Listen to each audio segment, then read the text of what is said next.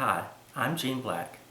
A couple of days ago I was chatting with a friend on the internet, and she has been dragging her rigid Heddle loom across the floor when she warps it because she needed to apply tension and she has to do it by herself.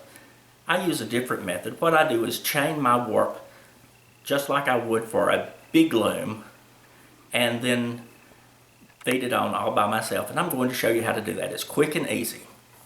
First thing I do, after I have the threads threaded through the heddle around the peg, I just use a plastic strip. You could use anything just to tie your warp. You need one choke hold, and let's see if I can get this right here. And you want it secure but not so tight you can't untie it later. Once I get it secured, I'm missing a thread there, it'll be okay. I put my hand through and start chaining. Just reach through, grab the whole warp, pull through. Reach through that loop, grab the entire warp, pull through. Reach through, grab, pull through. You continue that all the way until you get to the loom. And since I'm doing this for a project, it's a little bit of a distance. That's okay.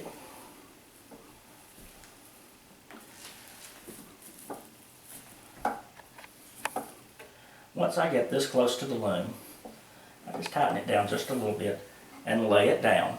Then I step around behind where I start rolling on.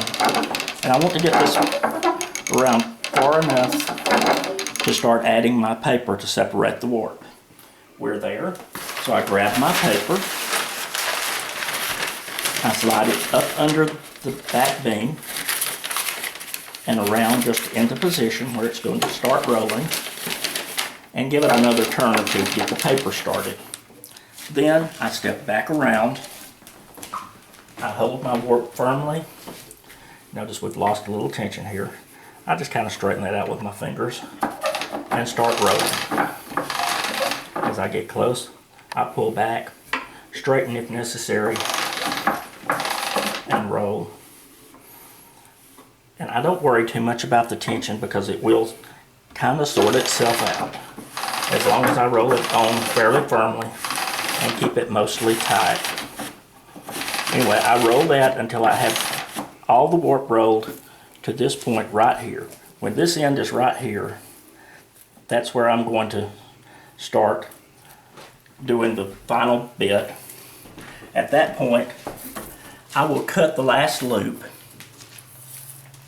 Then I will thread the ends through the heddle, and finally I will tie it on to the front beam so that my cloth will roll on once I start weaving.